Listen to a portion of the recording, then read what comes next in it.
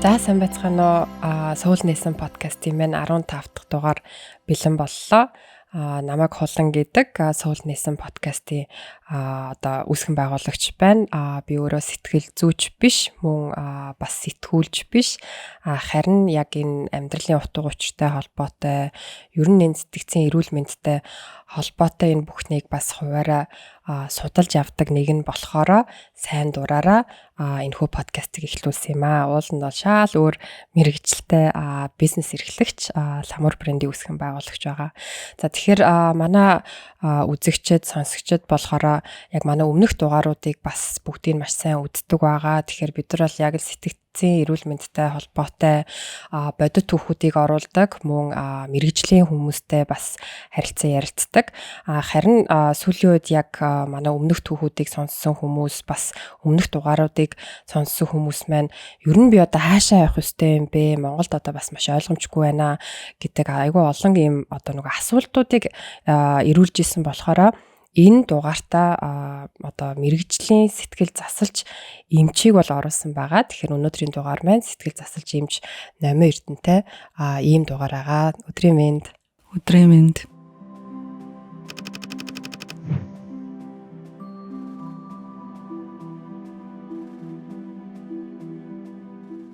Тэгэхээр одоо сэтгэл засалж гэхээр бас маш олон хүмүүс энэ одоо юу болоод явчихваа гэж бодож иж магадгүй. Яагад гэвэл дандаа сэтгэл зүйч гэж ярьдаг болохоор тэгэхээр хоёлаа ямар ч лээсэн хүмүүстэй бас мэдээлэл, мэдлэг өгөх үүднээс ер нь энэ сэтгэл зүйч, сэтгэл засалж гэдэг нь ямар яг ялгаатай хүн одоо өөрийгөө те за би нэг ингэж байна гэдэг үл ер нь эхлээд хаашаа очих хэвтэй. Одоо ер нь өнөөгийн бас нөхцөл байдал юу вэ? Энэний талаар мэдээлэл өгвөл. За сайн байцгаана уу. Энэ өдрийн мэндийг хүргэе. Намайг Номин Эрдэнэ гэдэг, би сэтгэл засалж эмч байна. Одоо хүн болгон сэтгэл зүйн асуудал байдаг тий. Одоо зовж явдаг ямар нэг юм байдаг. Тэгээд зарим нь болохоор одоо сэтгэл зүйчдээр очих хүсэлтэй, зарим нь засалч гэдэг нь одоо яг ямар хүн за сэтгцэн эмч гэдээ бас хүн байгаад байгаа. Дүүргүүд дээр байдаг ч гэх юм уу, энд тэнд байдаг гэх. Тэгэхээр яг мэрэгжлийн үүднээс бол яг ямар зааг хязгаар байгаа вэ гэх юм бол за сэтгэл зүйч, сэтгэл судлаач гэдэг үг маань өөрөө болохоор боловсролын чиглэлийн хүнийг хэлж байгаа. Одоо муйс багшийн дээд хүмүүнлэг гэдэг юм уу, хувийн их дээд сургуулийг одоо сэтгэл зүйч, судлаач мэрэгчлэр төгссөн буюу одоо Монголд бол яг өнөөдрийн төвшөнд бол яг эмнэлгийн сэтгэл зүйч гэдэг юм уу, одоо цэргийн, цагдаагийн сэтгэл зүйч гэж нарийсгаж бас бэлдэхгүй байна. Зөвхөн ерөнхий сэтгэл зүйч гэдэг 4 жилээр одоо төгсөж байна. Энэ хүмүүс маань боловсролын салбарт ажилладаг буюу одоо харьцангуй одоо эрүүл хүнтэй ажиллана гэсэн үг. Одоо сэтгцийн хувьд одоо 50 доктортой. За энэ хүмүүс маань яг ямар үйлчилгээ үзүүлэх вэ гэхээр сэтгэл зүйн зөвлөгөө гэж байна. Сэтгцэн эмч гэхээр бол мэдээж ангаах төгссөн хүн. Тэгээд одоо эмчнэр нүдний, шүдний, хүүхдийн дотрын гээд нарийсдаг бол одоо сэтгцэн өвчин эмгээр эмчилгээ онцлогоо хийдэг тийм эмч байдаг.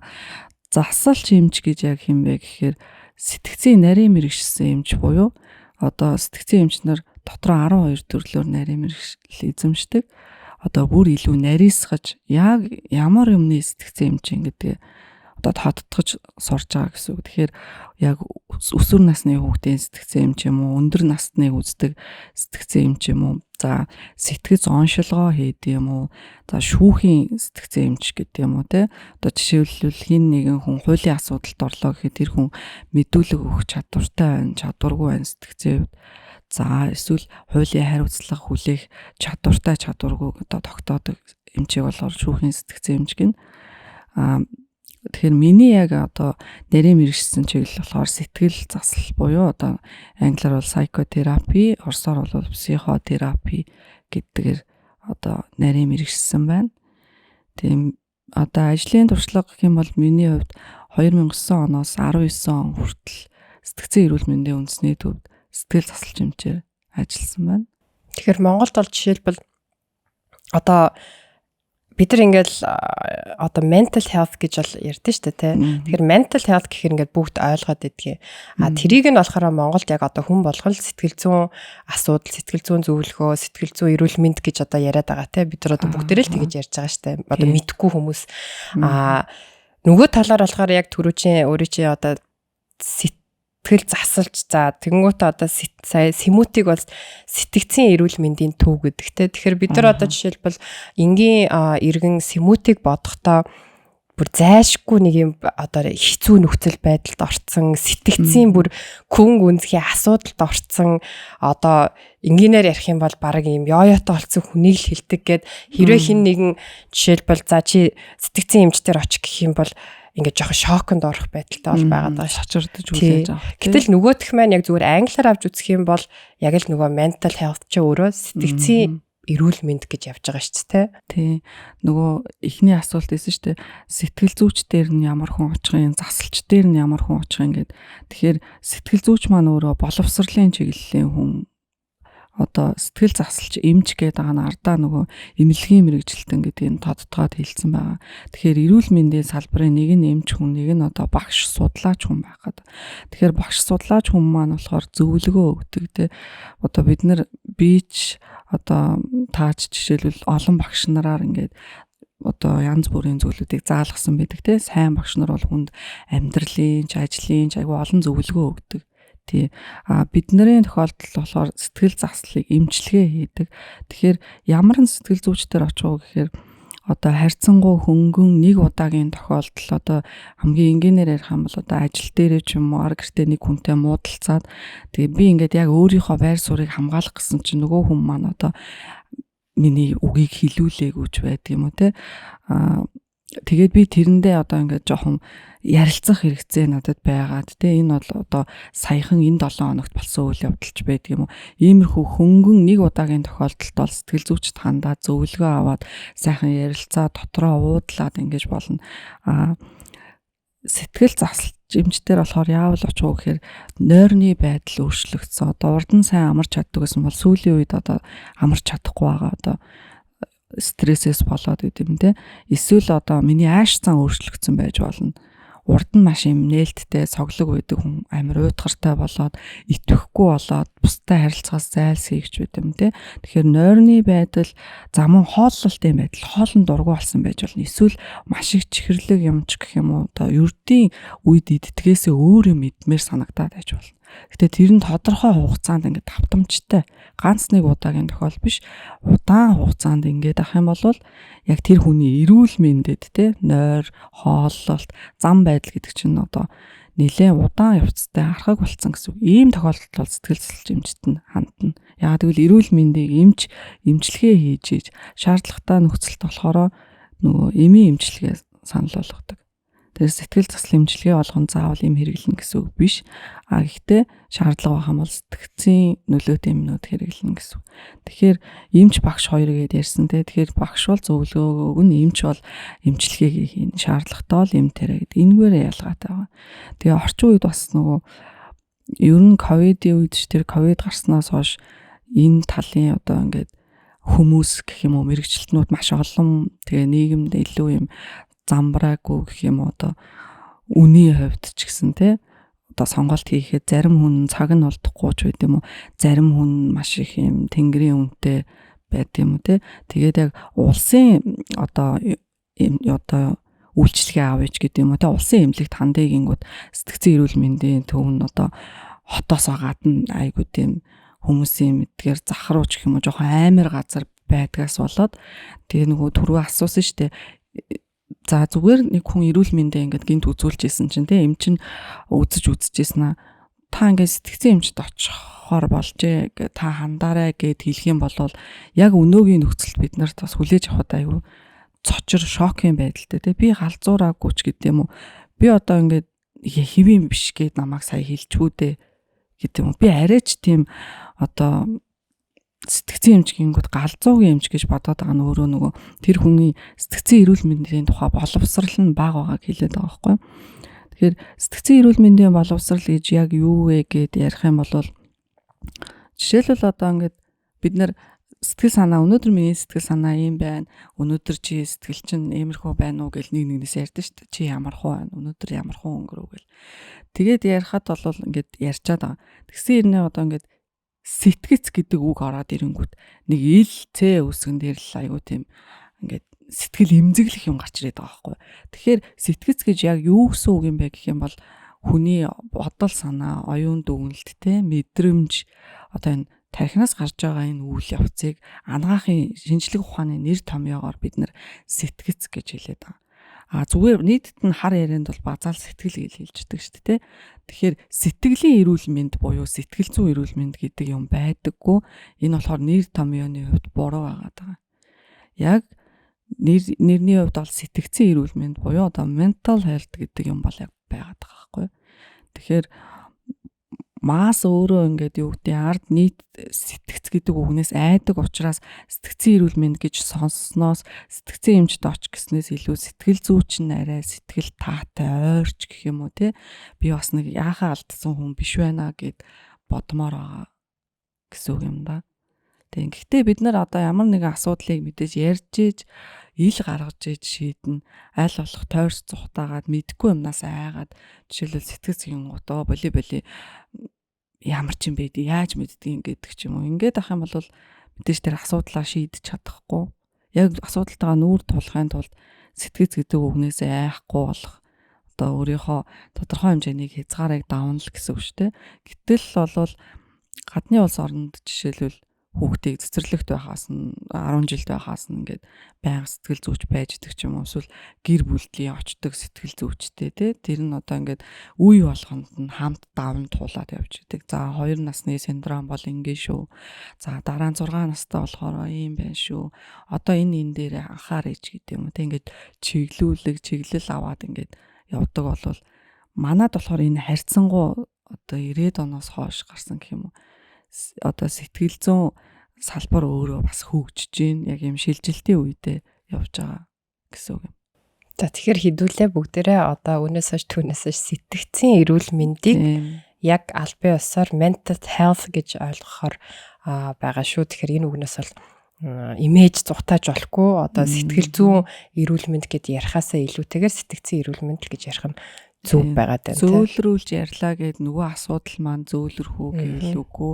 Нэр томьёоны хувьд буруу ойлголт өгөнгүүт нөгөө чиглэл нь буруу болоод сэтгэл зүйчдэр очимоор юм шиг болоод байгаа байхгүй. Тэгтэл сэтгэл зүйч маань нөгөө нэг тодорхой хэмжээнд хүрээ хязгаартай. Жишээлбэл сэтгэл зүйчийн одоо нөгөө авч асуудлыг шийдэж чадахгүй байгаа зүйлийг сэтгэл засалж эмчин авах одоо дараагийн агсан төвшний арга хэмжээг авдаг хүн нь болохоор асуудал хэрвээ удацсан, архагшсан, түрүүний миний хэлсэнтэй нойр хоол, зам байдалд өөрчлөлт орсон бол сэтгэл зүйчд очиж цагаа алдах гэснээсээ илүү сэтгэл засалч руугаа хандвал таны эрүүл мэндийн асуудал түргэн одоо гарцаа болоод шийдэгдэх тийм тал руугаа орно гэсэн үг байхгүй.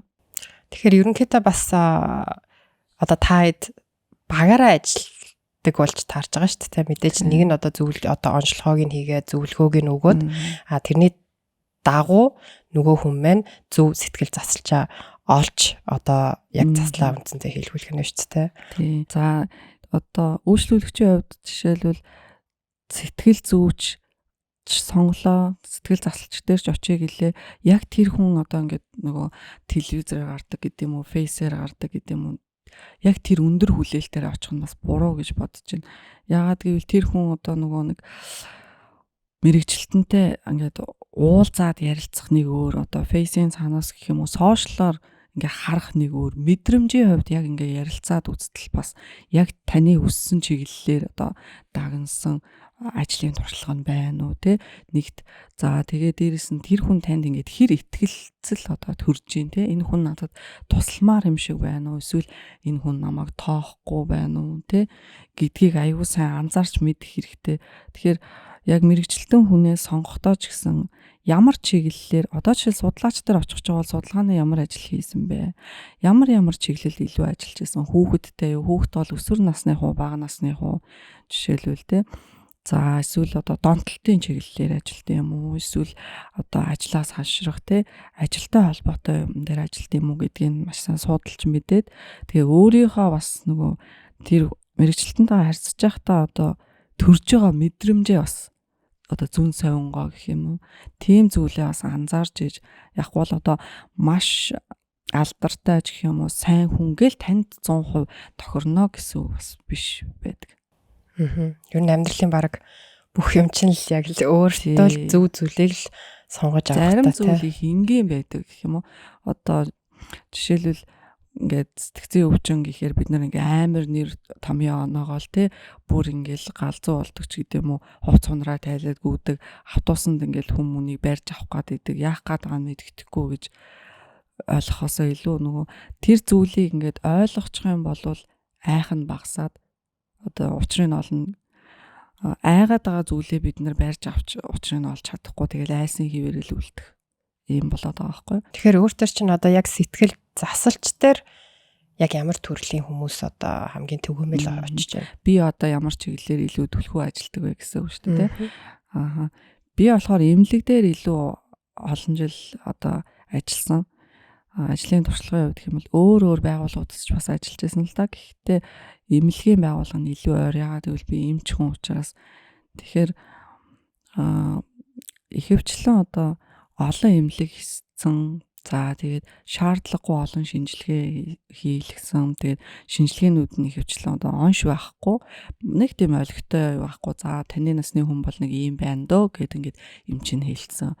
Тэгээд тэгсэн мөртлөө одоо бие дээр аягүй их зовиртой өөрт нь ингээд үй жишээлбэл одоо зүрхний хямалтдагч байт юм уу эсвэл зүрх дэлсээд байдаг.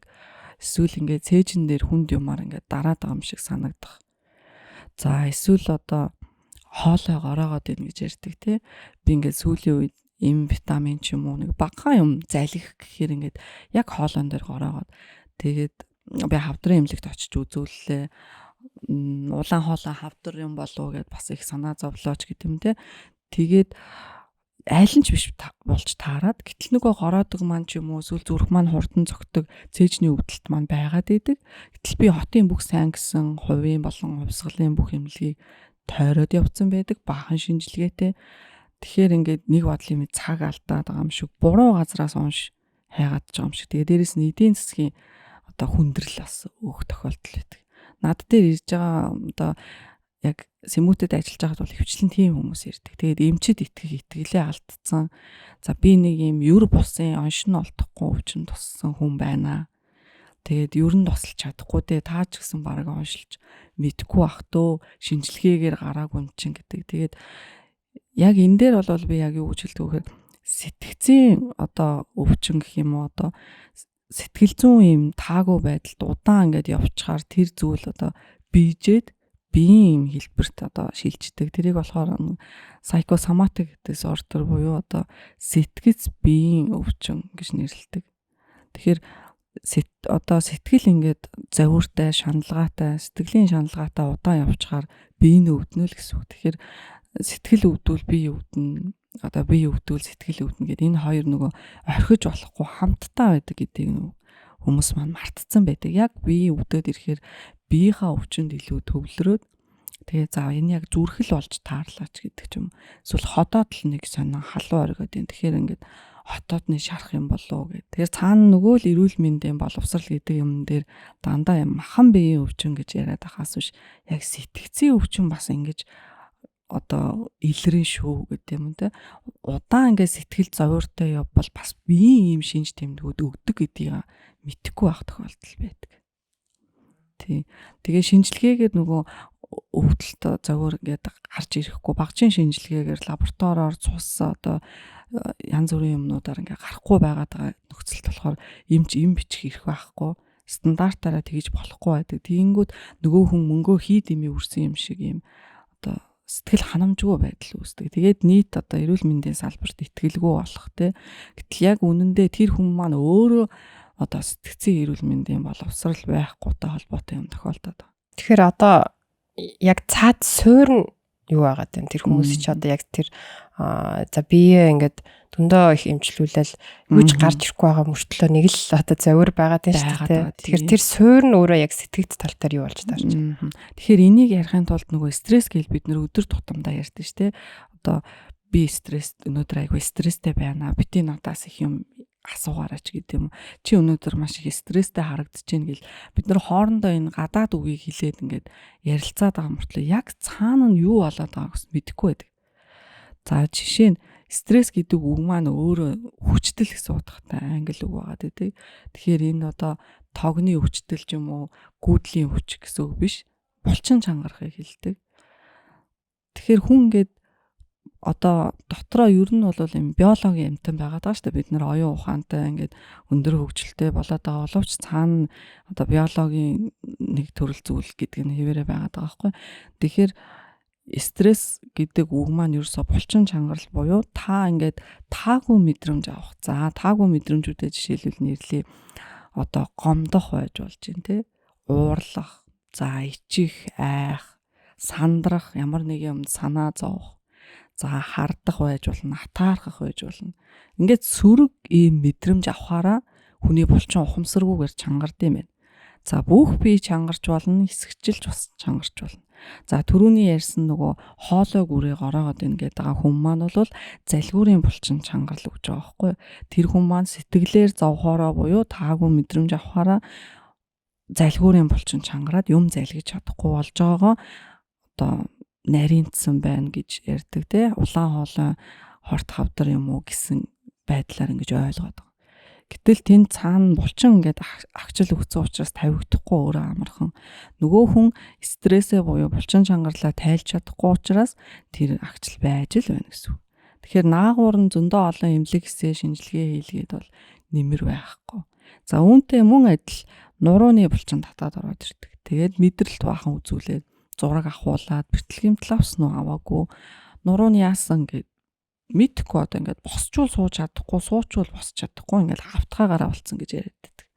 Тэгэхээр тэрний цаана нь болохоор нуруу дагсан хоёр юм хос булчин байдаг. Энэний зангирал чангарал явагддаг. Тэгэхээр хүн болгон стресстэх өөр одоо хэв маягтай. Зарим хүн одоо стресстгэрээ гэдэг юм уу сөрөг мэдрэмж авахаараа нуруугаа чангалдаг бол зарим хүн одоо хацраа ингээд чангалдаг. Жишээлбэл ингээд өдөржингөө 100-аад явдаг ч байт юм. Тэгээ орой ирэхээр энэ ингээд хүндүртэй болоод зарим хүн жишээлбэл гараа ингээд атгаж явсараад өдөржин орой ирэхээр гар нь өвддөг ч юм уу те. Тэгээд миний харж байгаагаар бол нийт одоо ард түмэн гэх юм уу энгийн иргэд болохоор нөгөө стресс гэж яриад байгаа мөртлөө цаана бид нь одоо ямар мэдрэмж төрүүлээд байгаа гэхээр ингээд бачуурал давчдах гэх юм уу бухимдал гэж тайлбарлаад байдаг. Тэгэхээр энэ юрдөөсөө тийм биш. Хүний биед одоо жишээл антумаар ярих юм бол 680 орчим булчин байдаг. Энэ бүх булчин зэрэг чангарахгүй хэсэгчил чангарна. Тэгээд чангаралтай хэр удаан явахаасаа хамаарат өөр шинж тэмдэг өгнө. Хамгийн нэгдүгürt нойрны хямрал үүсгдэг. Мэдээж одоо ингээд бүх бие чангалж хураачаад хөвтөд унтыг гэвэл унт чадахгүй шүү дээ. Хөрвөөгөө л. Тэгээд иймэрхүү дутуу нойртой байгаа хүмүүс маань өглөө сайхан зантаа босч ирэхгүй шүү дээ. Яагаад бид нэр зам дээр ингээд хэрэлдэж муудалцаад байгаа? Яагаад бид нар нэгийнхаа ингээд үгийг хүлээж авч чадахгүй ийм сүүлийн үед хүлээцгүй ч гэх юм уу? Нөгөө муухай монгол хүн гараад ирсэн юм бэ гэвэл бид нар дахиад нөгөө сэтгцэн эрүүл мэндийн боловсрал стресс менежмент гэж гадны үгээр хэлээд байгаа боловч булчин чангаралыг одоо зохицуулах уу гэдэг юм уу тий уул нэгэд монголоор ярих юм бол илүү ойр байгаа. Тийм тэгээд яг хүмүүс яагаад ийм хүлээцгүй болоод ийм ууртай байгаа ч гэдэг юм уу бухимдал ихтэй байгаад байгаа.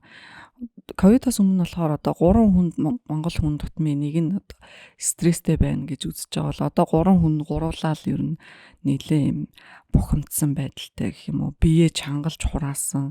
Тэгээд одоо бүгдээр ингээд бие чангалж хураагаад үзээд хэр төвчхнөө гэвэл бас хэцүү шттэ. Тэгээд нөгөө нэг хэдэн жилийн өмнө нэг прокурор эмэгтэй яав нэг олон микрофон ингээд урд нь тавьж байгаад нэг асуулт асуугаад байсан шттэ. Зэрэг асуулт асуугаад тэгээд тэгж яа тэр эмэгтэй нөгөө төвчхээ байгаад яасан олон юм асуудаг юм бэ? Нэг л юм асуугаач гэд хэлсэн шттэ. Тэр чинь яг л тийм нөгөө одоо бүх бие чангалж хураагаа тэр хүн чинь ингээд олон ийм телевиз зэрэг ингээд асуулт асуугаад хаа маш хэцүү байдалд байгаад тэгээд өөрөө мэдлгүй тэр чинь тэгээ гарчиж байгаа байхгүй. Тэгээ хүмүүс одоо шоолгоч байт юм уу тэр эмэгтэйг бол ойлгож болохоор байгаа. Цаана нь бол тэр хүн стресссэн буюу минийхаар бол булчин чангарсан. Тэгээд булчин чангарж байгаа учраас тэр чинь сэтгэл хөдлөл нь ингээд удирдахдаггүй гараад ирнэ. Тийм болохоор л үчирхийлж гэх юм уу тиймэрхүү юмнууд ихсээд байгаа гэж одоо мэрэгжлийн үүднээс харж байгаа гэсэн үг юм. Тэгэхээр одоо айгүй энгийнээр нөгөө хүмүүс ялцчгүй стресстэй үедээ биеийн тамир хөдөлгөөн айгүй чухал гэдгийг ойлгодог боловч яг бүрэн хэрэгжүүлдэггүй. Яагаад хийх ёстой вэ гэдгээ ойлгохгүй зүгээр одоо эмчч байд юм уу мэрэгжлийн хүмүүс та биеийн тамир хийх ёстой шүү. Та сайн унтаарай, эрт унтаарай гэж хэлдэг те. Мэдээж хин ч гэсэн орой унтахыг хүсэхгүй, хин ч гэсэн ингээд өвдөхийг хүсэхгүй. Тэгэнгүүт одоо нөгөө одоо хошин шог шиг гэх юм да нэг дээр үед бас нэг хошин шог гардаг үстэй яа. Нэг шар юм уухгүй бол болохгүй байна гэд нэг чихээ боочоод яваад идэг. Тэгээд хүн ингээд имлэгт хөвтөөд эмчилгээ хийлгэнэ гэж боддог ч юм уу. Монгол хүн заавал ингээд судсандаа нэг юм тусал шингэн ховор нандин юм олоод хийгээ те хүнээс илүү юм эмчилгээ одоо уламжлалтаар бол эрдний үрэл мөрлж юм ховор нандин юм хийлгэхээр тэр эмчилгээ болдог гэж боддог бодол маань буруу болж тараад байгаа. Эмчилгээ одоо гэдэг бол бүр асаргаас уйлгаанаас эхлэх ёстой. Бид нэр хүүхдийг эмчилгээд бол жишээлбэл тэгдэг шүү дээ. Яаж харьцах уу, хандах уу, те дулаан байлгах уу гэдгээс хүртэл хувцлалт, хооллолт гэдэг юм эмчилгээтэй заавал хамт явдаг. Тэгэхээр нөгөө бид нар айгу яаруу болчих. Одоо кофе уусан ч гэсэн ингээд түргэн найруулад гяс суугаад хурдан үр дүнд хүрэх те. Одоо ямар нэг юмнаас зөвлөгөө авсан ч гэсэн тэр нь ингээд илб шидэм юм шиг шууд үйлчлэх юм ингээд хүсээд идэг. Тэгэхээр яг тийм илб шидэж байхгүй сэтгцэн эрүүл мэндийг ч гэсэн эмчилгээг хийхэд тодорхой хэмжээний хугацаа те хүч энерги орно. Тэгэхээр зөвхөн юм эд шидийн одоо унтуулдаг, нойрсуулдаг юм өгөөд эсвэл сэтгэл гутралаас гаргах ч юм уу, эсвэл сэтгэл түршилтийг эдгээдэг эд шидийн юм үнэтэй юм өгөөл та идэх үү гэвэл үгүй. Яг нөгөө саяны асуудаг тасгал хөдөлгөөн, хооллолт, өөрийн одоо гам барих гэж ярьд юм да дээр үеэр бол тийм юм чинь илүү ихэндээ явна. Эмчилгээ ерөөсөө тийм алтан мөнгөн амар үнэтэй юм дээрээс эхлэх биш. Өөрсдөө л би бол хөвчлэн хүмүүст ингэж зөвлөдөг. За сүүлийн үеийн судалгаагаар бол та үнэхээр ингээд биеэ чангалж хурааж явж байгаад ядарсан бол 30 минут хөлс гаргах дасгал хийгээрэй. 3 цаг хийхгүй шүү, 2 цаг хийхгүй шүү. Та заалан заавал гүөх албагүй тий. 30 минутанда та нуурч болно, алхаж болно, юу ч хийж болно. Хамгийн гол нь хөлс баг зэрэг гарах тий. Нэг хөлс дааварладаг штэ хүн чинь нэг тийм байдлаар одоо тэр илүүдлэг гормон одоо тэр ялгаруулах ёстой тэр зүйлүүдээ ялгаруулж тэгжээж сая таны булчингийн чангарал зангирал тавигдаж тайлагдах байхгүй. Тэгэхгүй бид нэр ингээл одоогийнх шиг чангарт төвчрэл яваад ах юм бол маш хэцүү. Одоо амны харилцаа, ажлын байрны харилцаа тий одоо амраг сэтгэлийн харилцаа ч гэсэн бас хэцүү болох төлөвтэй. Яагаад гэвэл нэг нэгийг сонсч чадахгүй, нэг нэгийг хүлээж авч чадахгүй. Тэгээд булчин бие чангалсан хүн чинь сайн амраагүй юм чинь нойрон дунд яг юу болох вэ гэвэл одоо хүний өдөрт авж байгаа мэдээллийн сөрөг муунууд нь нойрон дунд ингээд арилгаж устгагдчихэдэг яг компьютер шиг одоо апдейт хийгдэнэ гэж ярьдаг тий. Одоо монголоор бол шинчлэгдэнэ гэсэн үг шүү дээ.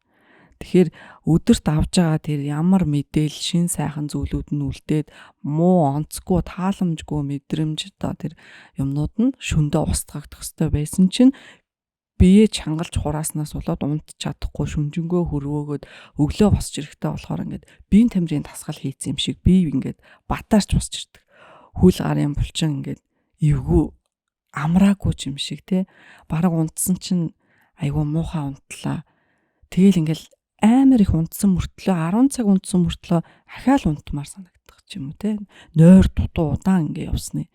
Тэгэхээр энэний цаана нөгөө архаг ядаргаа гэдэг юм л явагдаад байгаа байхгүй. Бид нэр ерөөсөө булчингаа суулалж нэгт мэдэхгүй байна, сураагүй байна, стресс гэдэг зүйлээ ойлгоогүй байна. Яаж тэрийг зохицуулах уу гэдгийг мэдэхгүй байна. Онлайн төвшөнд мэдж байгаа юмыг практик дээр буюу одоо амьдрал дээр боддоор яаж хийх аргаа мэдэхгүй байгаас болоод бид нэг нэгийг өвдгөөд байна. Өстой нөгөө хайр өвдөгдгүү гэд цагдаагийн аян шиг эсрэгээрээ бид нэр өвдгөөд тэгээд улам тэрэндээ өөрөөсөө өртөөд ингээл юм нэг тойрогт орчлоо. Ер нь бол тий тойрогт орчоод яаж гарахаа мэдэхгүй байна өнөөдөр. Тийм учраас энэ ламч сайн юм уу? Энэ бөөч сайн юм уу? Энэ сэтгэл зүйч дээр ч очимоор юм уу? Энэ хүнтэй уулзчвал надад туслахгүй байгаа даа гэд ийм аврал ирсэн байдалтай байгаа тийм. Тэгээ энэ дээр бас нөгөө мэрэгжлийн хүн тоглолтын, мэрэгжлийн бус хүн тоглолтын яг ингээд чин үннийг хэлэх юм бол нөгөө энэ дэстэй амар цензуургүй ярьж байгаа болохоор тийм. Баахан би чаднууд гараад ирсэн. Тий, одоо 100 айл дээр байдаг би чадна шиг бүгдийг чаддаг ч байт юм уу? Бүх салбарт ажиллана. Би чадна хүрээд ирж гэдэг юм уу? Ийм бас баймааргүй байна. Яг нэг чиглэлээ би бол өөрийнхөө чиглэлийг хэлсэн шүү дээ. Жишээлбэл эмнэлэгт одоо ингээд оншин олдохгүй хүн байвал одоо би авахд билээ гэд. Тэрнээс биш бас бүх салбарт ингэнэ гэвэл чадахгүй юм бол чадахгүй л гэж хэлсэн дээр тэр хүний цаг завыг ч мөнгийг ч үрээд нэг үг байдаг ч тийм хүний хараал идэж амьдраад яах вэ гэдэг шиг тийм бодолтой байдаг. Тэгэхээр одоо яг өөртөө чинь тэр зөндөө олон эмнэлгүүдээр явсан урт удаан хугацаанд бас ингээд оншолдохгүй хүмүүс нь одоо суур нь өөрөө тэр нэг сэтгэл төгшил байгаад байна те. Урт удаан хугацаагаар за мэдээж хүн болгон л ямар нэгэн байдлаар амьдралын одоо ямар нэгэн асуудлаас болоод ийм төгшсөн айсан мэдрэмжтэй бол байдаг. Гэхдээ эдгээр хүмүүс маань урт удаан хугацаанд тэр нь бүрсүүлтэй одоо архаг болоод биеэр нь давь одоо бидний тийм бидний бие организм бидний одоо тойл гэдэг шиг тэр нь бүрсүүлтэй ингээд яг биеийн өвчин мэд гарч ирж байна те. Тэгэхээр энэ дээр жоохон одоо бас дэлгэрэнгүй хэрэг мэдээлэл өгөх юм бол англи одоо хэрэг бас түрүү чинь нөгөө mental health гэж ярьж байгаа шиг англиар бол энэ anxiety гэж бууж байгаа юм те. Тий. Одоо хүмүүсийн жишээлбэл амьдрал дээр хамгийн их мэддэг зүйлүүд нь болохоор ингээл OCD гэж ярьдаг шүү дээ. Одоо ямар нэгэн байгууллага руу орох гэхээр ингээд нэг хаалганыхын бариулны юмар ч эргэлээд хонгоолгодог ч юм уу те эсвэл байн гараа угаадаг ч юм уу. За энэ яг юу байгаад байгаа юм гэхээр бол одоо нөгөө үйл ялах зовлонт байдал ч гэж нэрлэдэг те. Ялимгүй зовлонт байдал үйлдэл гэдэг хоёр юм байгаад байгаа хгүй. Монгол бас нэр томьёотой. Бид нэр зүгээр амарчлаад OCD гэдэг нэрлэж байгаа. Нөгөө obsessive compulsive disorder гэж үгийг товчилж яриад байгаа. Тэгэхээр энэ өвчин маань өөрөө тусдаа бие даасан өвчин биш, сэтгэл түгшилтийн суурин дээр гарч ирдэг. Яагаад гэвэл нянгаас айх одоо ямар нэгэн аюул болох вэ гэж дахин шалгах. Тэгээд эмх зэгцтэй энэ юмыг ингээд тавьчвал яг миний сэтгэл амрах гад байдаг. Тэ ингээд дайли мөрийг тавихаар ингээд цаанаасаа болохгүй штэ гэд ингээд бодогдоод байдаг ч гэдэм. Тэгээд ийм балаа юм бодож явж байгаа да би өөрөө айгуу тэгж одоо нөгөө стресс нэг гэдэг шиг бүх биеэ чангалж тэ гэд хүмүүс сайхан явж байгаад би яагаад ийм балаа юм бодож балаа ийм зан үйл шиг юм ингээд зуршил болтлоо хийцэн юм бэ. Тэгэхээр энэний цаана нөгөө л миний хэлээд байгаа стрессээ буюу одоо булчин чангарлаа зохицуулж чадахгүй тэр хүн өөрийнхөө одоо сөрөг мэдрэмжээ ингээд тавьж явуулж чадахгүй дотроо хадгалаад тэгээ хадгалаад байгаа юм чи яах юм мэдээж ихсэн шүү дээ тий. Одоо логикоор нь бодох юм бол нэг ямыг хав дараад ах юм бол хавдар гэдэг өвчин үүснэ гэл ингээл ярьдаг шүү дээ. Тэгэхээр сөрөг мэдрэмжээ гадагшлуулах яг орчин нөхцөл нь бүрдээгүйч байд юм уу? Яаж гадагшлуулахыг аав ээж нь зааж өгөөгүй. Энэ байдалтай холбоотой хүүхэд наснаас эхлээд энэ ялангуяа ирчүүдээр их ажиглагддаг л та. Яг ингээд тусламж авах гад хандж байгаа нийт ирчүүд бол ер нь багтаа 70-аас одоо 80% нь эмэгтэйчүүд хандах ч гэдэг юм. Тусламж авахгүй байгаа хүмүүс нь 70-аас 80% нь эрэгтэй хүн байх тохиолдол байна. Тэгэхээр эрэгтэй хүн гэхээр нөгөө л гендерийн асуудал яригдэн тэ өвчтэй авах хэвээр, зоригтой авах хэвээр, битгий гоншгонч гэдэг ч юм. Тэгээд багаас нь ингээд өсөж хурчин мэдээж яаж тэр хүн муухай мэдрэмжээ гадагшлуулж чадах юм бэ? Тэгэхээр эсэргээрээ бас л өвдөх эрсдэл ингээд орж байгаа хгүй. За эмэгтэй хүн бол жишээлбэл ингээд одоо сэтгэл түгшилтэй хүмүүс дээр ямар шинж тэмдэг илүү их ажиглагддаг вэ? Сүүлийн үед одоо гэрийнхэн давар ад болж байна.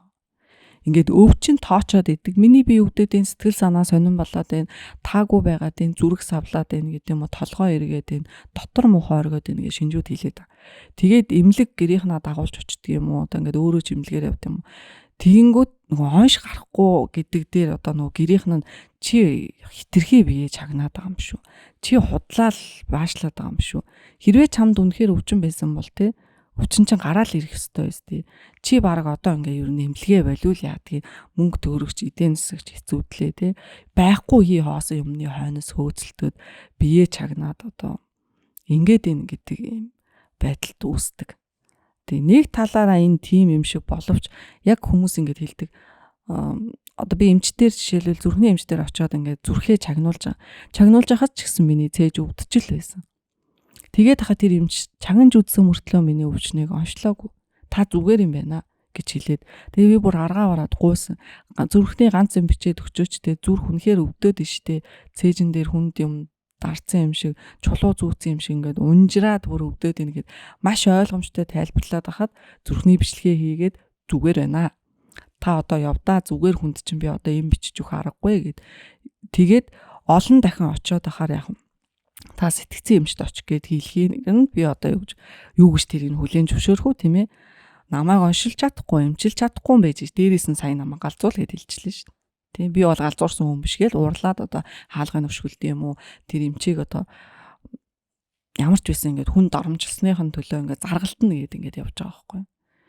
Тэгэхээр энэний цаана нөгөө хүн маань стрессээ буюу булчингаа чангарлаа одоо зохицуулах аргаа мэдэхгүй тэгээд өөрийнхөө одоо нөгөө сөрөг мэдрэмжийг гадагшлуулж мэдэхгүй хурааж явсны үндсэн дээр биеийн өвчин болгоод тэгээд тэрийг буруу газраас хайгаад 3 дугаар эмнэлгийн зүрхний эмчээс байд юм уу 1-р эмнэлгийн доторын эмчээс байд юм уу аль нэг дүүргийн мэдрэлийн эмчийн үүдэнд хөвчлэн одоо надтай уулзах хэвээр хүмүүс сууж идэг 10 хүн сууж илаа гэхэд 8 надтай уулзах хэвээр хүн байгаад 2 нь яг жинхэнэ одоо өвчтэй болоод одоо оншин таарсан байх тохиолдол байна. Тэгэхээр ер нь нийгэм чи өөрөө ингээд сэтгцэн эрүүл мэндэ жоохон гадуурхаад одоо улсаасаа ингээд хотын төвөөсөө гаргацсан биш. Шахан зайлуулна гэхүү те. Тэгээд тэрэнд нэг юм аюултай хүмүүсийг хийгээд цагаан хашаагаар хаацсан ч юм уу ийм байгаад идэх нь өөрөө бас буруу юм л та. Уул нь миний харуул энэ хотын төвдөл байх хэвээр. Тэгээд заавал одоо галзуурсан гэх юм уу солиорсон хүн тэнд очдөг биш. Зүгээр сэтгэл санаа тавгүй байхад ярилцдаг ийм хүртээмжтэй гэхүү. Одоо эмнэлгийн жил орны тоо бол ингээд жил болгон ихсэж байна. Одоо би Сэмэгтэд ажилтгүй л дээ. Яг ингээ 10 жилийн хугацаанд харж байхад бол анх орж исэн ороход байсан орны тоо бол жил ирэх тусам нэмэгдээд энэ бид нар энийг ингээд үргүү зардалтай ингэж яах биш өдөр тутамд ингээд оруулаад эмчилгээ хийгээд явуулдаг баймаар нь гэрлүүн нийгэмшүүлээд буцаагаад гаргадаг юм. Тэгэхээр манай яг зүр бүх салбарт анзаарэгдэж байгаа нэг том зүйл нь бид нар дандаа зүгээр гал унтраадаг. Яг нөгөө суур үндэс сэр нь одоо өөрчлөлт хийж бүр нөгөө яагаад юу нэг зүйл нь бий болоод байна вэ гэдэг тэр нөгөө суурийг нь өртөөсөө харахгүй зүгээр л нэг одоо лент наагаад те нэг өвдөл нэг наалт наагаал им угаал явж байгаа нь харин яг нэг ийм нөхцөл байдалд хүргэсэн л байна л та те. Тийм зарим хүн ч гэсэн бас тэгдэг шүү дээ. Одоо тохиромжгүй гэх юм өөр таарахгүй сэтгэл зүйчдэр очиод ингээд сэтгэлийн шархаа ярьсан чинь яриад би бүр өөрөө ингээд шархаа тэр хүн надаас аягүй их юм асуугаад те намайг улам ингээд шархын маань одоо юу гэдэг юм майжж өгөөд гэхүү те цусын ингээд гоожуулаад тэгээд янзлж чадахгүй болохоор за яв цаг чин дууссан гэд гаргах ч юм уу тийм мэдрэмжтэй байна гэдгийг бас мэдэрсэн тохиолдол байна л да. Тэгэхээр танд бол бүх одоо мэрэгжилтэн тань тохирно гэсэн үг биш. Ингээд олон хүн байж хаад сонголтоо маш зөв хийгээд тэр хүнтэй үнэхээр яг нийцж гин үү, таарж гин үү. Тэр чин зөвхөн яриа хөөрөөнөөс гадна бас итгэлцэл гэж юм байна. Нууц хадгалах гэж юм зөндөө олон ийм үзүүлэлт байна. Тэгэхээр бид нэр энэ соёлд ер нь суралцж гин л та. Одоо ковидоос хойш бол ер нь бол өөрчлөгдөж байна. Ковидын үеэр бол энэ яг сэтгцэн эрүүл мэндийн тусламж бас нэлээд хүнд байлаа. Бид нар 3 жилийн одоо хөл хорионд байсан үеэ эргээд харах юм бол тий түрүү хоёлаа ярьжсэн шүү дээ. Өдөр шөнө солигдоод бид нэр өдөр нь унтааж шөнө Netflix үздэг ч юм уу эсвэл өдөр нь онлайн хурал гэж доогуура шорттэй дээгүүрээ хувцтай гүйлээ тий эн чинь бүх нөхцөл байдал чи өөрөө улс орон яах гээд байгаа ажил төрөл яах гээд байгаа тийм ээ амьдрал юу н хаашаа ирэх гээд байна гэдгийг нь мэдэгдэхгүй бид нарыг энэний цаана нөгөө санаа зовнил биднэрт байсан байхгүй яах юм болоо би ингээд одоо юу гэдэг энэ хугацаанд би одоо хөл дээрээ босч чадах уу буцаад би ингээд жирийн хэвэн амьдралд орж чадах уу гэдэг чинь бас аюу эргэлзээтэй байлаа л да. Яг 3 жил болоод зогсох юм уу тэр үйл явц яаж хийдэгдэх нь мэддэхгүй учраас тэгэхээр одоо бол мэрэгжлийн үүднээс харах юм бол ковидын дараа бол ихэвчлэн сэтгэл готрал, сэтгэл түгшилт маш өндөр байна. Би бол бизнесээ бараг алтлаа л гэж бодчихсон тухай. Бизнесээ алдна, зарим нь гэр бүлээ алдна, нөгөө гэр бүлтэйгээ их цаг өнгөрөөдгүй байжгаад гинэт ингээд хүүхдээ том болсныг ойлгох ч юм уу тий. Нөгөө удаан хамт байгаа тог тасраад нэтгүй ярилцаад үтсэн чинь гайгүй хүмүүс юм бэлээ гэж бүр онгоо зарим нь бол гайтай ч хүмүүс байсан тохиолдол байгаа. Яагаад гэхээр одоо цагдаагийн одоо нөгөө нэг репортуудаас харж байхад тий асар их гэр бүлийн хүчирхийл илүү өндөр хувьтай байдаг ч юм уу. Одоо архинд онтох эмгэг гэдэг юм уу эсвэл мөрийтэй тоглоом одоо маш өндөр юм хувьтай байгаад байгаа нь өөрөө нийгмийн сөрөг үзэгдэл илүү ихссэн. Хэдийгээр хүл хориотой байгаадаа боловч хаагуура юу хийгээ тэр үйлдэл ингээд хийгдэт байгаа юм гэхээр бидний нөгөө л хангагдаагүй сэтгэлдсэн одоо нөгөө хэрэгцээнүүд те сэтгцэн эрүүл мэндэд анхаараагүй байсны маань л одоо горн гараад тэгээ одоо бид нэр тэрнийхээ үр дагаврыг амсаж байгаа байхгүй 3 жилийн дараа ийм сэтгэл төвшөлттэй болцсон. Тэгээ айдаг, сандардаг, санаа зовдөг, зүгээр байж байгаа салгалдаг ч байд юм. Тэгэл нэг яг эрүүл юм уу гэхээр эрүүл биш, яг өвчнөтэй юм уу гэхээр бас нэг оноосон өвчин байхгүй гэдэг чинь юм далд зөөвөртэй байдаг болчиход байна л та.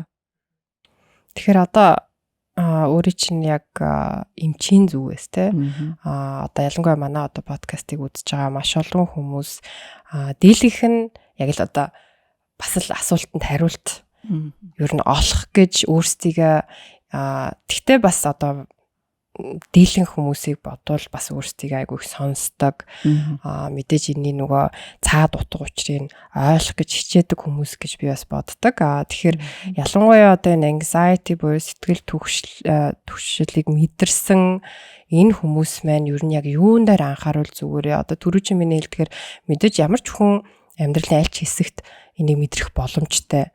Гэтэл яг аль одоо үедээ анхаарах ёстой бай тээ. Хэр удаан өргөжлөвл за би ер нь болохоо байлаа. Одоо хүн дээр очих ёстой юм байна гэдэг. Эсвэл за ядчил би хүн дээр очихоос одоохондоо айж байгаа юм бол гэртээ юм уу одоо өөртөө яг ямар арга хэмжээ авбал анхын шатны одоо суурь нь болж явах вэ? Тэгэхээр сэтгэл түгшин гэхээр одоо үндсэн 6 мэдрэмж хүнд байдаг, үүсдэг. Тэрний одоо тэрнээс салбарлаад ингээд аюу олон мэдрэмжүүд хүнд төрж байгаа байхгүй. Тэгэхээр нэг мэдрэмж сэтгэл түгшин гэдэг маань одоо хэвийн зүйл. Зүгээр түгшээд тэр нь ингээд удчих юм бол өөрөөр хэлбэл санаа зовмооргүй юм дээр би ингээд санаа зовоод байнга шаналаад дахин ургуулж бодоод би одоо энэ хүн намайг юу гэж бодох бол гэдэг ч юм уу юм хэрэгтэй хэрэггүй юм бодмооргүй байсан чинь тэр бодол надаас салахгүй байна гэдэг чинь удцсан байна гэсэн үг. Хэвийн одоо хин нэгэнтэй муудалцах ч юм уу миний амьдралд хэцүү юм тохиолдоход сэтгэл түгших чинь зөв штэ. Хүн л юм чинь мэдээ санаа зовн, сандран айн. Тэр мэдрэмж тухайн үедээ үүсээд тэгээд алга болох хэвээр. Гэтэл алга болохгүй би тэр мэдрэмжтэйгээ байгаад байна гэдэг нэг юм буруу байна гэсэн үг байхгүй. Тэгэхээр юу тийм буруу байхад нөлөөлөд байна гэх юм бол одоо тэр хүний өөрийнх нь ген генетик байж болно. Удамд нь одоо ээжээ аав нь байд юм уу, эмээ өвөө нь илүү их санаа зовмтгоо юмыг яана одоо миний хүү тэгүүл тэгчин шүү, ингүүл ингэж шүү гэж өсгсөн байж болно. Өссөн орчин, удам, ген генетик тий. За тэгээд өвчний байдал бас нөлөөлнө. Тэр хүн тухайлбал хүүхдээ харж байгаа ээж дээр гэртээ хүүхдээ харж байгаа ээж дээр аваад үзэхэд нойргүй удаан байх юм бол хүүхдээ санаа зовдөг. Хүүхд маань унчих үедээ би гинтхэн хүүхд маань гимтчих юм шиг санагдаад юм муу бодолд автаад байна гэж ярьдаг. Ямар ч тийм аюул байхгүй хаад миний тарих толгой цаанаасаа ингээд ажиллаад байна гэд ирдэг байхгүй. Тэгэхээр ийм тохиолдолд болохоор нойр байгаатай холбоотойгоор тарих яах нь болцшгүй аюулуудыг ингээд урьдчил тооцоолоод өөрөөр хэлбэл буруу ажиллаж байна. Компьютераар бол вируссэн гэсэн үг. Тий, алдаа зааж эхэлж байгаа байхгүй. Тэгэхээр сайн унтаж амруул муу мэдээллүүд устгагдана гэдэг тий айдас түгшүүр намжин. Тэгэхээр нойрны чанар муутай холбоотойгоор яг нь муу бодлууд эргэлдээд мэдээж хүүхдээ харж байгаа өхүүлж байгаа хүн бол сайн амарч чадахгүй шүү. Тийм учраас юмд санаа зовх нь угаасаа гарч ирнэ гэсэн үг. За дээр нь ажил мэргэжилтэй холбоотой байж болно. Одоо сэтгэл хөдлөлөө илүү илэрхийлж болохгүй ажил. Албаны одоо юу гэдгийг те тагнуул, цэрэг, цагдаа ийм чухал албан тушаал. За мөн шүүгч, хуулийнхан хүний амьдрал шийддэг те сул задгаа хамаагүй үг хэллэг хэлж болохгүй. Ийм мэрэгжлийн хүмүүс байх юм бол илүү их сэтгэл түгшин. Яагаад гэвэл таны ганцхан одоо үзэгний үзүүрээр гэх юм уу таны амнаас гарсан үгээр өөр хүний өхөл амьдрал шийдэгдэнэ. Энэ дээр эмч ч бас орно. Тэгэхээр ийм мэрэгжлүүдтэй байх юм бол илүү их одоо сэтгэл түвшилт одоо өртөх магадлалтай гэсэн. Мөн тэр хүний өөрийнх нь дадал зуршил, юмд хандах хандлага угаасаа нөгөө хэлсэн шүү дээ. Удмын юмд санаа зовмтгой тийм зам төрхтэй цаанаасаа ингээд төрсөн хүн байх юм бол санаа зовмооргүй юм дээр ч санаа зовно. Тэгвэл санаа зовж ийн гэдэг нь таны тарих муу ажиллаж ийн эсвэл одоо тэнэг юм бодоод идэг учраас тэнэг гэсэн утгатай биш. Зүгээр харин таны тарих илүү ухаалаг байна гэсэн. Би нөгөө хэлжсэн те тарих бол бид нарыг юм аз жаргалтай байлгах тийм зориултгүй. Зөвхөн амьд үлдээх л зорилготой эрэхтэй. Тэгэхээр амьд үлдээхийн тулд дахиад сонирн байдалд оруулахгүй тул хин нэг нь таныг хуурсан бол хулигдсан бол эвгүй санагдалт өгсөн болвол тэрийг мартахгүй санаж байна. Тэгэхээр хүний ой санамж дурсамж яаж явдаг вэ гэхээр дахиад нөгөө тархины үйл ажиллагаа ярих болж байгаа. Хүнд ингээд таагүй мэдрэмж одоо траума гэж ярьдаг штэ сэтгэл зүйн гэмтэл үүсгэсэн тэр үйл явдал хизээч дурсамж болж хадгалахдаггүй. Дурсамжаас өөр нэг юм энгийгээр хэлбэл хар хайрцаг руу ороод хадгалагдаад байж байна. Дахиад тэрнтэй холбоотой юм мэдрэмж одоо атмосфер үүсэнгүүт тэр юм гараад ирнэ. Яг тухайн үед авч исэн мэдрэмж тэр бодол тэр юм өөрийн мэдлгүй шууд орж ирдэг. Энийг л бид нэр сэтгэл зүйн гэмтэл авсан байна. Гэмтлийн дараах стрессийн эмгэг гэж үзээд байдаг. Тэгэхээр хувь хүнээс өөрөөс нь шалтгаалах хамгийн суур ойлголт бол нойр бүтэн байх хэрэгтэй. Нойронд цаг чухал биш, чанар чухал. Та 8 цаг унтнуу, 10 цаг унтнуу энэ тийм ч чухал биш. Хамгийн гол нь та юу ч мэдрэхгүй унтах хэрэгтэй. Нөгөө тийм үгээд ч тийм нойр хоолндоо сайн болвол ажил үйлс аяндаа бүтнэ гэд. Тэр ерөөсөө л одоо зөвхөн монгол хүний хэлж байгаа философи биш. Ер нь хүн эрүүл аж төрхөө гэдгийн цаана тэр дасгал хөдөлгөөн, нойр, хоолны одоо зохицуулга энэ төр ч бүгдээрээ тэр хүний сэтгцэн эрүүл мэндэд нөлөөлнө. Яагаад энийг бид нар одоо орчин үед яриад байгаа юм гэхээр одоо ярьж шít хоол зүүж гэдэг айгүй олон хүмүүс байна те хүүхдэд тэгвэл сахар ихтэй бүтээгдэхүүн үл яатий. Яагаад тэр юм хит хөдөлгөөнтэй болоод хянч чадахгүй болоод янз бүрийн ааш авир гаргаад байгаа. Тэр чинь өөрөө бидний идж байгаа юм чинь тархинд нөлөөлж байна. Тархинд нөлөөлнө гэдэг чинь зам байдал, бие авч явах байдалд нөлөөлнө л гэсэн үг шүү дээ. Тэгэхээр хүүхд илүү өвөнд орохгүй байгаа юм чинь том хүн ч гэсэн тэгвэл адилхан шүү дээ.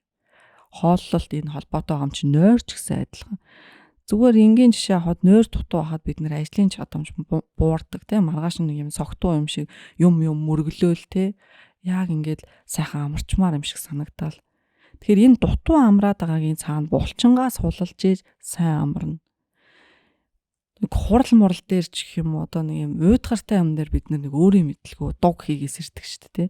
Тэгтээ ингээд одоо чинь ямар газар үлээ чи баг хэдэн он бэ те одоо ямар хэдэн цаг болж байна би чи хаана байна гэж босч ирдэг шүү дээ. Тэрэн шиг тэгж юм мэдрэмжтэй та босч явах юм бол таны нойрны чанар сайн байна. Тэгэхгүй одоо шүнжэнгөө зүүдлээд те ямар нэг юмд хөөгдөөд гэдэг юм юмны хойноос хөөцөлтөөд ингэж зүүдлсэн хүн бол тарих амраагүй. Яг сайн нойрны чанар сайн байна гэж хэлэхэд хэцүү.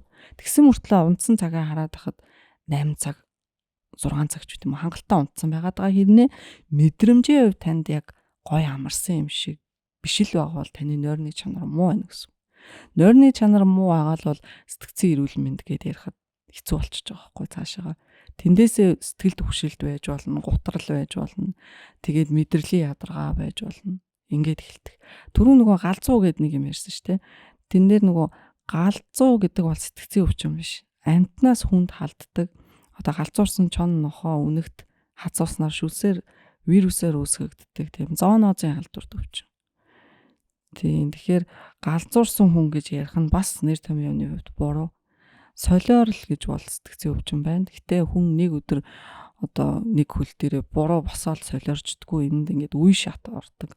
Эхлээд нойргууд тийм үү, гутардаг юм уу, эсвэл ингээд хөөрд юм уу, ийм тодорхой үе шатанд нь өөрийгөө ингээд анзаарч мэдэж мэрэгжлийн хүнд хандах. Энэ нь хамгийн чухал. Та өөрийнхөө одоо хэмжээнд нойроо хоолоо зохицуулах гад үзээд за үнэхээр энэ зохицогдохгүй байгаа бол мэрэгжлийн хүнд л хандах хэрэгтэй. Зүгээр сэтгэл зүйчдээр очих уу, сэтгцэн эмчдэр очих уу гэдгийг бол цаг хугацаа алдахгүй гэвэл сэтгцэн эмчдэр л очисон дээ. Монголд ер нь хаанаас яг түрүү чи нөгөө өөрөө чи хэлдгээр өөртөө тохирсон тэр сэтгцийн эмчийнхаа мэдээллийг олох уу? За 9 дүүрэг 21 аймаг байна те. 9 дүүрэгт болохоор 2 сэтгцэн эмч ажиллаж байгаа гэхээр 18 мөн. Нэг нь болохоор донтолтын асуудал хариуцсан буюу донтолтоор мэрэгшсэн сэтгцэн эмч нарийн мэрэгсэн. Нэг нь болохоор зүгээр сэтгцэн ерөнхий эмч байна гэсэн үг. За тэгээд 21 аймагт болж өгвөл нэгээс 2 байгаа гэхээр чинь бас нэг одоо хэд үеийн заримд нь 2 заримд нь 1 гэхээр нэг 40 50 орчим байна гэсэн үг те.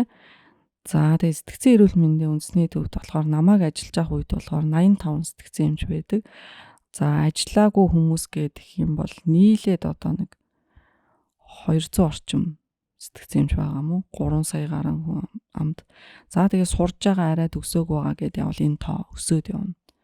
Тэгэхээр яг нийт одоо бусад улсуудтай харьцуулахад нийт нэг хүн амд оногдох сэтгцэн эрүүл эмчийнхаа тоогоор бол манай хараа бага дорно. Одоо нийт маст хүрч ажиллахад маш хэцүү болно гэсэн үг. Яг улсын байгууллага гэвэл сэтгцэн эрүүл мэндийн үндэсний төвөө одоо бараадах нь зөв тий. Зүгээр яг тийшээ очиход бас сэтгэл зүйн хувьд бэлэн биш байж болно шүү дээ. Шар хад гэдэг ингээд нэр томьёоноос найдаг ч юм уу. Тэгхийн бол одоо харьяа дүүргийнхаа эмчтэй бас хандж болно. За тэгээд ч болохгүй бол одоо нөгөө хүн чинь эрэл хайгуулаа хийж эхлэн шүү дээ. За одоо сошиалор хэм байна, гадуур юу байна гэд. Тэгээд нөгөө их алдартай хүн байлаа гэж тань тохирно гэсэн үг биш шүү гэдгийг бас мартахгүй байвал зүгээр. Тэгээ бас шар хад гэдэг дээр бас нэг юм буруу зөрүүтэй ойлголт байгаа гэдэг. Тэр бол яг эмнэлгийн нэр биш, газар зүүн байрлалын нэр. Дээр үед одоо нөгөө хилмигдүүлэлтийн үе гэж байсан шүү дээ. Хилмигдүүлэлтийн үед болохоор яг тэр Баян зүрх дүүргийн 9-р хороонд гэдээ ярьчвал илүү тодорхой юм уу та. Тэнд нэг юм хаттай уул байдаг. Тэгээд хаттай уулан дээр лам нарыг авчирч буудахаар лам хүм маань нөгөө нэг шар хувцас, улаан хувцастай, орхимжтой. Тэгэнгүүт одоо тэр уулаар нийл ингээд буудлага гэх юм уу хилмигдүүлэлтийн юм хийнгүүт тэр уул холоос ингээд шар харагддаг. Түүхийн хувцас. Тэгэнгүүт хүмүүс ингээд шар хад гэд тэр уулыг нэрлсэн байна. Эмнэлгийн нэр бол сэтгцэн эрүүл мэндийн үндэсний төв. Энэ хоёрынхоо ялгааг олохгүй бол эн чинь нэг талаараа стигма буюу ялхурлан гадуурхах үзлийг дэврэх гээд идэг. Жишээлбэл би одоо тэр эмнэлэг дээр явж байгаа таньдаг хүнтэйгээ таарах вэ гэд айдаг хүмүүсийг зөндөө харж ирсэн. Намайг одоо ингээд хувцас тайлаад гүйдэг ч гэх юм уу, жоохон ёоётой болцсон ч гэх юм уу, тэнэг болцсон ч гэж ойлгох юм уу. Тэ энэ нөгөөдөг чинь шар хадан дээр явж штэ гэдэг яриа гарах вэ гэдгээс маш их ичид зовоод бас асуудлаа хурцдагсан байна гэж бол ихэнх хүмүүс хэлдэг. Эмнэлэг тэгээд одоо юу гэдэг газар зүүн байрлалын үед муу нэртэй байсан ч гэсэн очоод ингээд үйлчлүүлсний дараа бол хандлага нь өөрчлөгдөг. Яг миний одоо хэрэгтэй газар байсан байна. Эрт ирэх байж. Гэтэл би нэр томьёоноос нь хүмүүсийн амнаас ингээд ялгуурлан гадуурхалтаас айгаад би яг очиж чадаагүй байсан байна. Гэх их тохиолдол гардаг. За баярлалаа. Хэрэг өөрт чинь одоо яг сонсож байгаа хүмүүсийн хувьд сэтгэл төвшөлтэй хүмүүс маань төрүүчилдгэртэй нойрон дээр анхаарах хэрэгтэй. Хооллолтон дээр анхаарах хэрэгтэй. Өөрийгөө бас сонсож мэдрэх хэрэгтэй тийм ээ. Үнэхээр би яг аймааргүй юмнаас айгаад байна уу? Санаа зовмооргүй юм дээр санаа зовоод би хэр удсан бэ гэдгийг анзаарах хэрэгтэй. За тэгээд ядчил нэг 14 хоногоос 6 сар хүртэл явцсан бол одоо энэ үнэхээр өвчний хэмжээнд хүржээ гэж бас ойлгож болно. Тэгэхээр мэрэгжлийн хүн туслах нь илүү зүйтэй. Тэгээ санаа зовсноос болоод би яг унтаж чадахгүй ч юм уу өдөр тутмын үйл ажиллагаа, ажиллаа хийх, хүүхдээ асрах, хандаа халамж тавих энэ асуудал дээр энэ бэрхшээл учруулад байгаа бол та мэрэгжлийн хүнд хандах цаг нь болжээ гэж үзэх юм. За маш их менеж хийж болоод байвал бас болно л доо. За өнөөдөр маш үнэтэй зөвлөгөө өгч бас аюул олон хүмүүсийн эргэлзээг тайлсан байх гэж найдаж байна. Тэгэхээр өөрт ч маш их баярлалаа. Тэгээд маш олон хүмүүсийг эмчилж байгаад бас тэр олон хүмүүсийн өмнөөс баярлалаа гэж хэлмээр байна. Баярлалаа. За манай өнөөдрийн дугаар та бүхэнд бас маш их мэдлэг өгсөн гэж бол бодож байна. Угаасаа Соул нээсэн подкастын маань үндсэн зорилго маань энэ байсан шүү дээ. Яг нөгөө зүгээр л хүмүүст нэг өвдөнгүүт наах биш те. Яг ингээд нөгөө суураар нь юмыг бас ойлгуулах. Тэгэхээр манай эмч маань бас хэллээ, Монгол маань бас яг энэ тал дээр бол дөнгөж хөгжиж байгаа учраас та бүхэн маань өөрсдийгөө бас айгуу сайн сонсох хэрэгтэй. Яагтвэл яалтчгүй сэтгцийн асуудал болохоор нэгт түрүүчээ хэлдгээр өөрсдийн бие махбод дээр одоо өвчин болж гарч ирнэ. Хоёрт бусдад энэ чинь бас өөрөө маш сөргөөр нөлөөллөд цаашлаад энэ чинь одоо бидний улс их оронд бас ингээд бүгдээрээ л тийм асуудалтай байгаа дах юм бол маш сөргөөр нөлөөлөх учраас энэхүү подкастын маань гол зорилго та бүхэн маань өөрийгөө сонсоорой. Сая бол бас хэллээ, нойр бол айгүй чухал учраас ялцчгүй ингээд айгүй олон хүмүүсийг анзаараад байхаар юм чөтгөрийн тойрогт орцсон бол байгаад байдаг. Тэгэхээр өөртөө баг гэлтэхгүй өдөр болгон зөв дадлыг хөвшүүлээд одоо ядчил хөдөлгөөн хийгээд эсвэл одоо би бас нэг хүмүүст одоо хэрэгтэй болж магадгүй нэг жижиг дасгал хийдэг болсон нь өдөр болгон яг өөрийнхөө одоо тэ энэ яг сэтгэлийн одоо нөхцөл байдал ямар шуухан байна өөрөөсөө асуудаг болцсон. Өнөөдөр чи яг ямар мэдрэмжтэй байсан, өнөөдөр чи яг юу хүсэж исэн боловч одоо тэр нь болоогүй, тэр нь чамд буцаад ямар одоо тийм одоо мэдрэмж төрүүлсэн бэ гэдэг ингээ өөртөөгөө бас айгүй их ингээд ярилцдаг болцсон. Тэгэхээр та бүхэн маань баг гэлтэхгүй өөрсдөндөө зөв дадал бий болгоо тэрийгэ хэрэв өдөр болгон хийчих юм бол яг л одоо дасгал хөдөлгөөн шиг одоо эрүүл мэндэд анхаардаг шиг сэтгцэн эрүүл мэндтэй бас юм зөв одоо эрүүл байх боломжтой шүү. Тэгэхээр өөрийгөө маш сайн сонсоорой. Өнөөдрийн дугаар та бүхэнд таалагдсан гэж найдаж байна. Дараагийн дугааруудтай хамт байгаарай. Тэгээд subscribe, like болоорой. Баярлалаа.